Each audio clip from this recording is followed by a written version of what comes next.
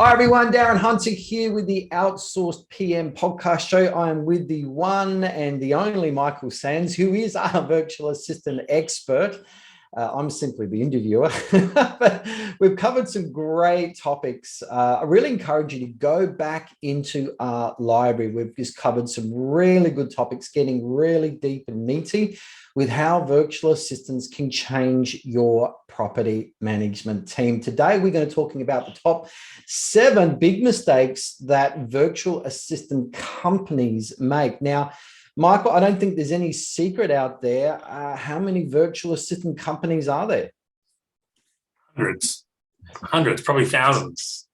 I mean, there's millions and millions of people in the Philippines that, are either a virtual assistant or want to be virtual assistants as well. So, the resource pool is huge. And of course, there's a lot of companies in Australia that are using virtual assistants. Teams by Design are specifically real estate and property management. That's very important because the resources and the training resources behind the team are very, very focused on property management. So, Michael, let's just get into the top 7 common mistakes that we see with using virtual assistant companies.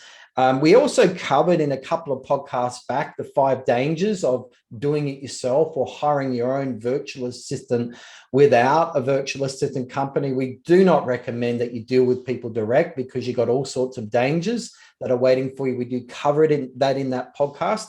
So using a virtual assistant, but that inherently has problems as well. And so we just want to outline the big ones that we see. And firstly, is Michael not allowing the client or the customer, the real estate client, to be involved in the recruitment process? Tell us about that. Yeah, this is something that we kind of hear from a lot of people out there that have gone and they've got virtual assistants through other agencies or that process. Now, when we go through this list, you've got to bear in mind that we collect all this information from speaking to hundreds and hundreds and thousands of virtual assistants when we do our interviewing, when we meet and greet and talk to them. So it's a pretty, it's sensitive on both sides. And for this first point where other agencies don't always allow the client to meet with the executive, the assistant, that's where a lot of the future problems are going to occur, because you got to find that the person is the right fit. You got to listen to how they speak, their personality. You want to be on a Zoom with them because you can't be there in person mostly. When we introduce executive assistants to our clients, we normally introduce between 2 and 4 people to them because they're all great, they're all qualified, they're all got their head screwed on, but the personality is not right? So they have a chance to kind of say, yep, Michael, I'd love to work with Dennis, right? He seems the right fit for our culture. But if I just said to you, oh, here you go, Darren, you got to work with Dennis now, good luck. It'll be good for the first month or 2, but then you realize that, hang on, Dennis doesn't know what he's doing. He doesn't believe in our culture, our values. He's not there, and issues start to form. Now, Michael, with Teams by Design, we're aware that there's 11 checkpoints that you put people through in the recruitment process. But one of those checkpoints, and by the way, everyone, a few podcasts back, we do actually have the 11 checkpoints of recruiting a virtual assistant that Teams by Design do. Go and check that out. But one of those, Michael, is very much the interview process that the real estate client is involved with, including listening to audio recordings, and watching a video as well, but actually meeting and choosing that person and having the full involvement with the recruitment process. Yeah, correct. We want the client to be fully involved in the process. Yeah, I think it's very important because they are a team member. You're not going to go and employ someone in your office without a recruitment process and meeting with them to make sure that you can trust them and that you're comfortable with them. The virtual assistant process is no different because they're not a robot. They're a real person and they're going to be a vital part of your team. They just don't have their desk in your office. There's going to be a desk at the end of an internet connection. So same thing. All right, let's move on. The next one is when they are recruited, Michael, there are strict rules in place about the communication you can have with your virtual assistant. And I know there's places that will not allow any face-to-face like on Zoom, or won't allow any phone calls. It's all got to be done by email and chat. Yeah, I mean, that's sad too, like where some of the clients don't allow their team to speak, and it's only got to be on chat and text message and email. You got to remember that this is feedback that we get when we do interviews, and when your VA is working with you, be it through an agency or direct, they want to feel included. And if you put too many barriers in there, it is very transactional, and they are just someone working remote in another country. And, Darren, we speak to people and they say, "Oh, the VA is great. I just put things on my email or in a shared folder. I wake up in the morning and it's all there. I don't even have to talk to them." Well, if you're not talking to your team member, somebody else is. Right, and if they get an opportunity for a better deal, a better workplace, what do you think is going to happen? You train them up, and all of a sudden they're going to go, and you're like, "Oh, I don't know what happened."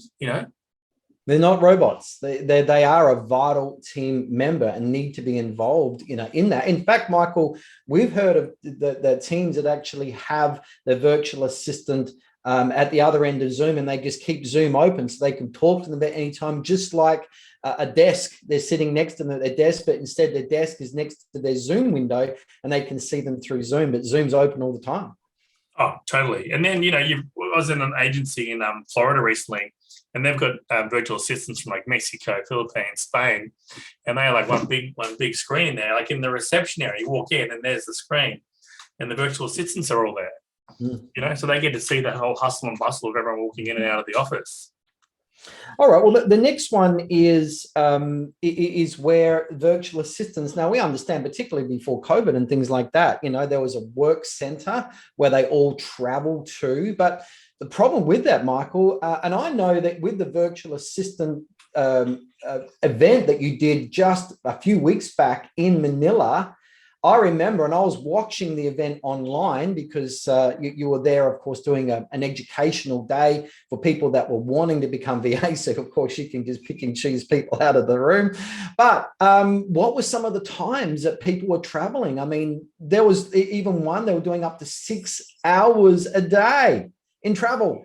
Yeah, I know. And they were worried that their company that was coming back online after COVID was making everyone go back into the office. And you get all these people now that where the companies are starting back up, they got to go travel again to the office. They don't want to do it. So now there's a mass resignation happening in the Philippines, people wanting to work from home.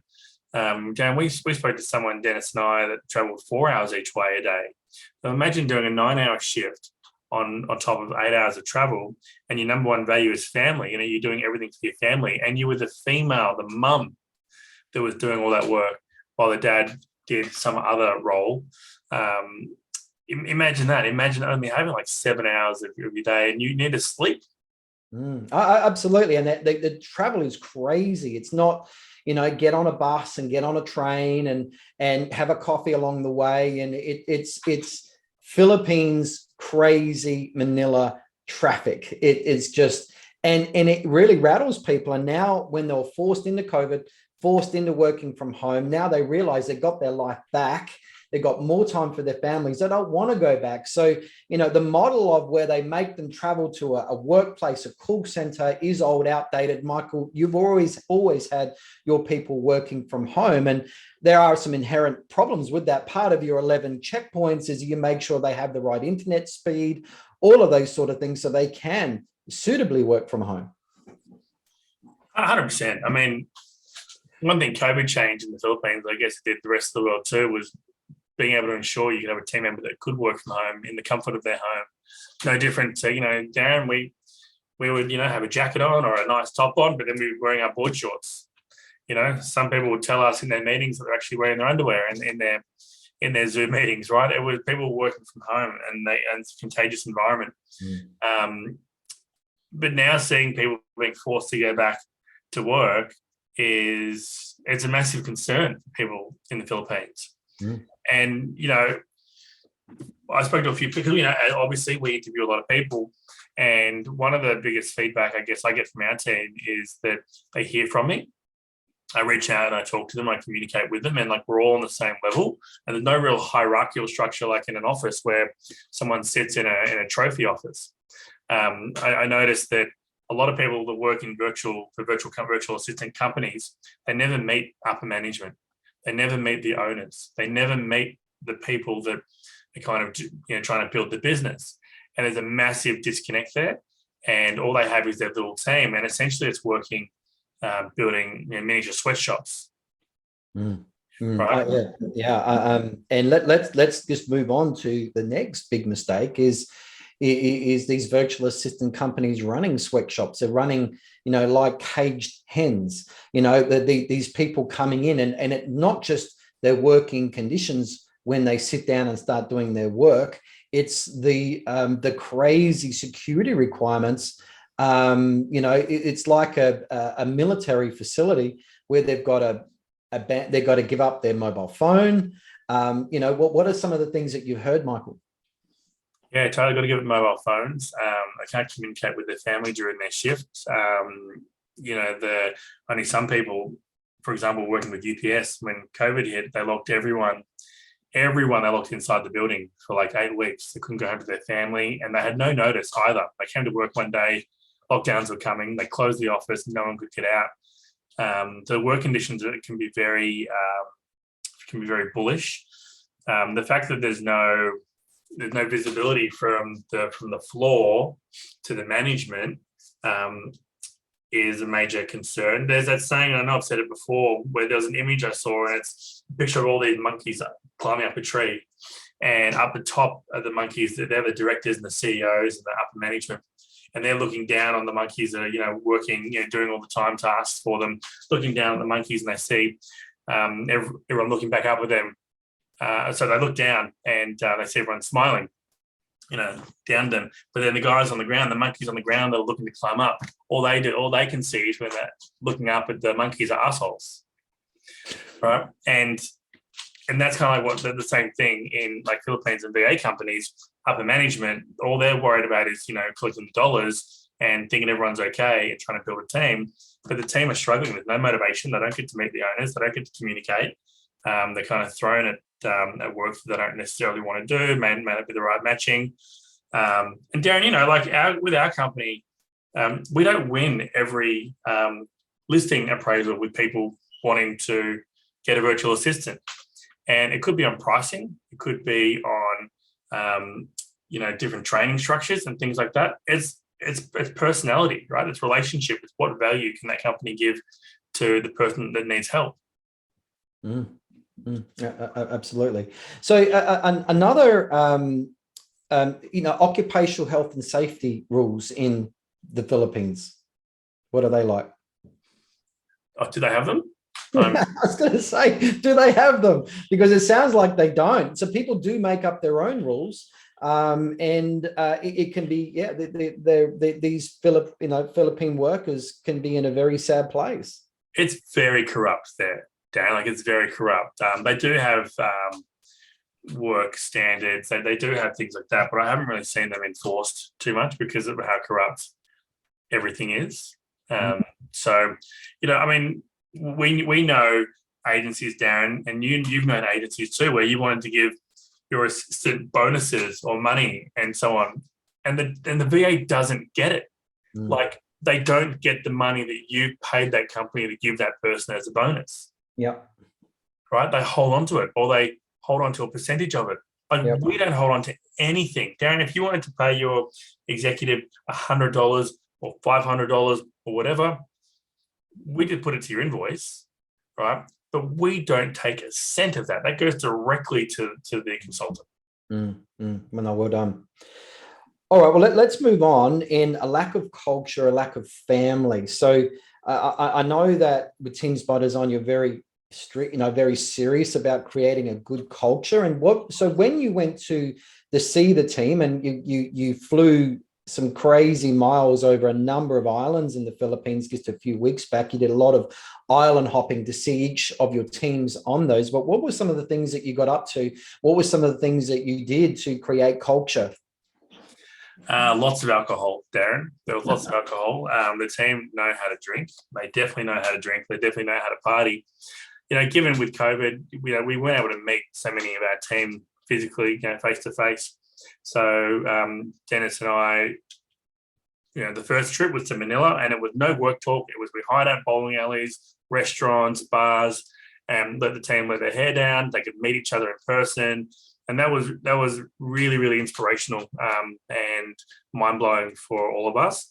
And then we decided we'll come back because that was only a short trip. We went back, a few weeks ago, and we did that. Went to Manila again, and then we went to Davao, and then went to Cebu.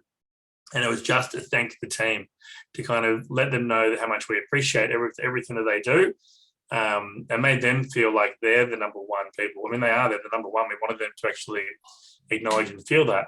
Darren, when you give them, when you empower them as individuals and as a team, it's amazing the results you get. People often talk about when you work with people in the Philippines, they can't think laterally or problem solve.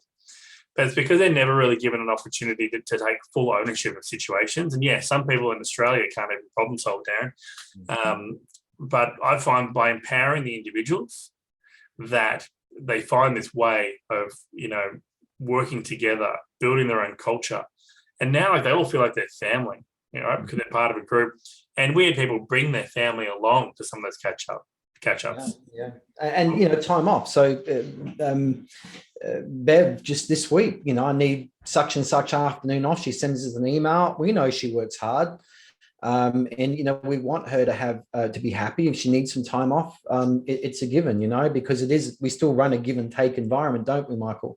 And, they do work hard. They are family. We want to make sure they're healthy. I know Bev had to get some time off last week to get some dental work done as well.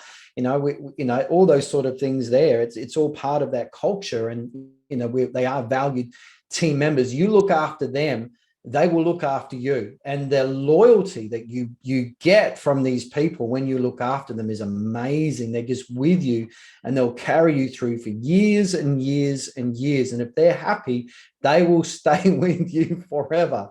That the turnover rates are so minimal, when they're happy. Yeah, correct. They'll stay with you forever and a day because they treat you like family and they invite you into their family. Absolutely. Now also, before we go to the next big mistake, I mean, how good is our karaoke nights, even our online ones we did during COVID?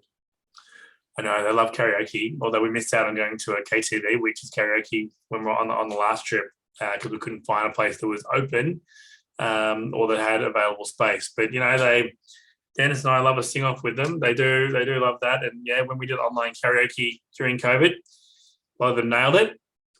But it's a lot easier, Darren, to do karaoke with a bottle of vodka on the table and 2 microphones.